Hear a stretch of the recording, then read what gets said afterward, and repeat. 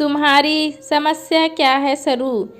इतने सालों में इस एक चीज़ से तुम नाता नहीं जोड़ पाई, और वो चीज़ है एडजस्टमेंट। ना तुम मेरी माँ के साथ एडजस्ट कर पाई और ना ही अब अपनी बहू के साथ। ना जाने तुम्हें क्या चाहिए। विनोद जी अपनी पत्नी सरस्वती को डांट रहे थे। काश तुम समझ पाते कि मेरी समस्या क्या है। काश तुम समझ पाते कि मुझे क्या चाहिए। तुम एक अच्छे बेटा और ससुर तो बन गए, लेकिन कभी भी एक अच्छे पति नहीं बन सके। तुम्हें अम्मा की नाराज़गी दिखाई देती थी, लेकिन मेरी तकलीफ़ नहीं। और आज भी तुम्हें बहू की सहूलियत दिखाई दे रही है, लेकिन मेरी तकलीफ़ नहीं दिखाई दे रही। सरू अपने कपड़ों की तह लगाते हुए आंसू पोंछने लगी। उफ़, तुमको तो मैं हमेशा गलत ही लगता हूँ।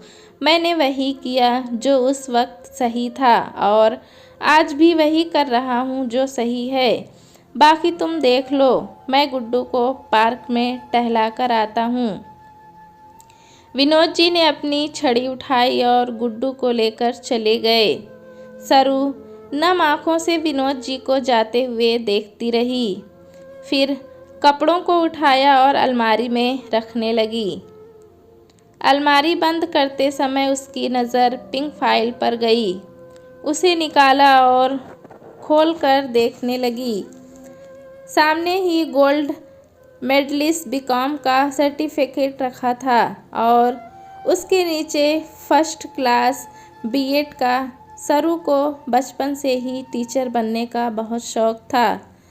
विनोद, अपनी जोरू से बोल, अपने इन सर्टिफिकेट का अचार डाले और धूप में सुखा दे। अरे, अगर वो बाहर काम करने जाएगी तो घर का काम क्या उसके मायके वाले करेंगे? शादी से पहले तो माँ बाप हाथ जोड़कर खड़े थे। हमारी सरू तो गाय है। आप सभी जैसा बोलेंगे वही सुर में बोलेगी, और अब अलग ही आलाप गा रही मास्टरनी बनेगी। अरे, उससे बोल, बाहर पढ़ाने से अच्छा घर में अपने देवर ननद को पढ़ाए, तेरे ही पैसे बचेंगे। सरू की सास ने अपना फैसला सुना दिया। विनोद ने भी अपनी माँ के सुर पकड़ लिए। सही तो कह रही माँ। अरे, मैंने तुम्हें पसंद ही इसीलिए किया था कि पढ़ी लिखी हो तो तुम में समझदारी भी होगी। ज़िंदगी के इस सफ़र में तुम मेरे हर फैसले में मेरा साथ दोगी, और मेरी जिम्मेदारियों को अपना समझकर उसे कम करोगी। तुम्हें पढ़ाने का शौक़ ही है ना, तो रज्जू और अमित की पढ़ाई में मदद कर देना। तुम पढ़ाओगी तो 4 पैसे बचेंगे, तो वो भी मेरी मदद ही होगी। अपने सर्टिफिकेट को हाथ में लिए सरू दो राह पर खड़ी थी। गृहस्थी और सपने के बीच किसे चुने? उसने अपने मायके बात की तो सभी ने यही कहा कि इसमें सोचना क्या। एक औरत के लिए उसकी गृहस्थी ही सब कुछ होती है।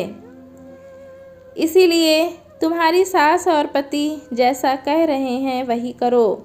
दोहरा पर खड़ी सरू कुछ फैसला लेती उससे पहले ही उसके अंदर मातृत्व की लहर उठ गई, और फिर सरू ने अपने सपने को अलमारी में रखे कपड़ों के नीचे रख दिया। जिंदगी की रफ्तार अपनी मनमर्जी से दौड़ती रही, लेकिन सरू कभी भी अपनी मर्जी का नहीं कर पाई। गृहस्थी की जिम्मेदारियों को अब उसने बहुत अच्छे से निभाया। ननद और देवर की शादी हो गई और वो अपनी गृहस्थी में अच्छे से रम गए। सबने अपने अपने हिसाब से अपनी ज़िंदगी के फैसले लिए, लेकिन अभी भी सरू की ज़िंदगी में यह पल नहीं आया कि वो अपनी खुशी से फैसले ले। फैसले लेने का हक तो उसे अपने इकलौते बेटे पार्थ की ज़िंदगी में भी नहीं मिला। फिर भी वो अपने बेटे की खुशी में खुश थी। खुश तो तब भी थी जब उसे पता चला कि वो दादी बनने वाली है। अपनी बहू की प्रेगनेंसी में सरू चाहती थी कि वो बेटे और बहू के पास ही रहे, लेकिन बहू ने मना कर दिया और अपनी माँ को अपने पास बुला लिया। सरू ने यह सोचकर खुद को तसल्ली दी कि प्रेगनेंसी के वक्त शायद बहू अपनी माँ के साथ ज़्यादा कंफर्ट महसूस करे। बहुत अरमानों से सरू आई थी अपने पोते गुड्डू के पैदा होने पर, लेकिन कुछ ही महीनों बाद उसे यह कहकर वापस भेज दिया गया कि अभी यहाँ आपकी ज़रूरत नहीं है। इधर विनोद जी अपनी नौकरी से रिटायर हो चुके थे और उधर 1.5 साल के लंबे लीव से वापस अपने काम पर बहू जाने लगी थी। गुड्डू किसके पास रहेगा, इसीलिए उनके बेटे बहू ने सरू और विनोद जी को अपने पास बुला लिया, ये कहकर कि आपकी बहू काम पर जाएगी तो गुड्डू को नौकरों के पास रखना सुरक्षित नहीं रहेगा। आप और माँ यहाँ रहेंगे तो आपकी छत्र छाया में गुड्डू सुरक्षित रहेगा और फिर दादा दादी का प्यार दुलार भी गुड्डू को मिलेगा। विनोद जी ने एक बार भी सरू से नहीं पूछा, सीधे हुक्म सुना दिया कि अब हम लोग बेटा और बहू के घर रहेंगे ताकि गुड्डू की अच्छे से देखभाल हो सके। और फिर घर पर ताला लगाकर बेटे बहू के पास आ गए। ऐसा नहीं था कि सरू खुश नहीं थी, वह खुश थी क्योंकि अब वो गुड्डू के साथ फिर से अपने बेटे के बचपन को जी रही थी। सरू यह बात अच्छे से जानती थी और समझती भी थी कि बेटे बहू के लिए वो सिर्फ एक केयरटेकर थी, ऐसी केयरटेकर जिसको सैलरी नहीं देनी पड़ती और बच्चे की सुरक्षा की गारंटी 100%। आज उसने बहू को अपनी माँ से बात करते सुन लिया कि गुड्डू की उसे कोई चिंता नहीं रहती। गुड्डू के लिए एक नैनी भी रखती तो उसका खर्चा इन बूढ़ा बूढ़ी के रहने और खाने से कहीं ज़्यादा था और यह डर हमेशा लगा रहता कि गुड्डू सेफ है या नहीं। बहू की इन बातों को सुनकर सरू ने विनोद जी से कहा कि हम अपने घर चलते हैं और उसने बहू की सोच भी बताई, लेकिन विनोद जी ने उल्टा उसी पर यह तोहमत लगा दी कि उसे एडजस्ट करना नहीं आता। काश तुम समझ पाते कि जिम्मेदारियों के नाम पर मैंने सिर्फ एडजस्ट ही किया है और इन सब के बदले सिर्फ यही चाहत रखी कि मुझे सम्मान मिले। सबके साथ खुद को एडजस्ट करते करते मैं क्या हूँ और कौन हूँ यही भूल चुकी हूँ और इसमें भी मेरी ही गलती है। अगर पहली बार अपने सपनों से समझौता नहीं किया होता तो आज मैं नहीं, आप और बाकी सब मेरे साथ एडजस्ट कर रहे होते, लेकिन अब नहीं। सब ने अपनी चाहत को पूरा किया और मैंने सबकी चाहत का सम्मान किया। अब मेरी बारी। पिंक फाइल को वापस कपड़ों के नीचे रख सरू पेपर पर कुछ लिखने लगी। खाना खाने का समय हो गया था, लेकिन किचन में आज शांति थी। बहू कमरे में आई और सरू से पूछने लगी, आज आपने रात का खाना नहीं बनाया? सबको भूख लगी है। सरू ने एक नज़र बहू को देखा और कागज़ उसकी तरफ बढ़ा दिया। बहू ने हैरानी से सरू को देखा और फिर कागज़ पढ़ने लगी। पढ़ते ही उसकी आंखें आश्चर्य से फैल गई। मम्मी जी, ये सब क्या है? आप हमसे पैसे मांग रही हैं? यह बोल बहू कागज़ लेकर बाहर लिविंग रूम में आ गई।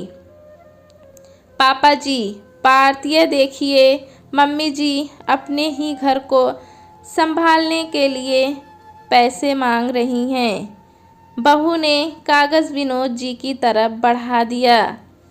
सरू, ये क्या है? अभी थोड़ी देर पहले तुमको समझाया था, लेकिन फिर भी तुम्हें बात नहीं समझ आई। अपने ही घर वालों से तुम पैसे लोगी? विनोद जी की आंखें दिखाकर गुस्सा होने लगे।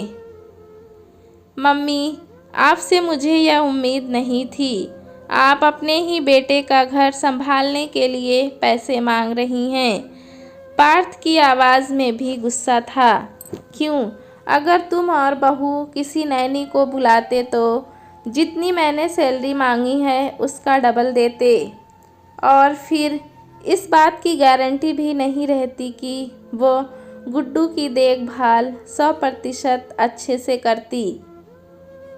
क्यों बहू, ठीक कह रही हूँ ना?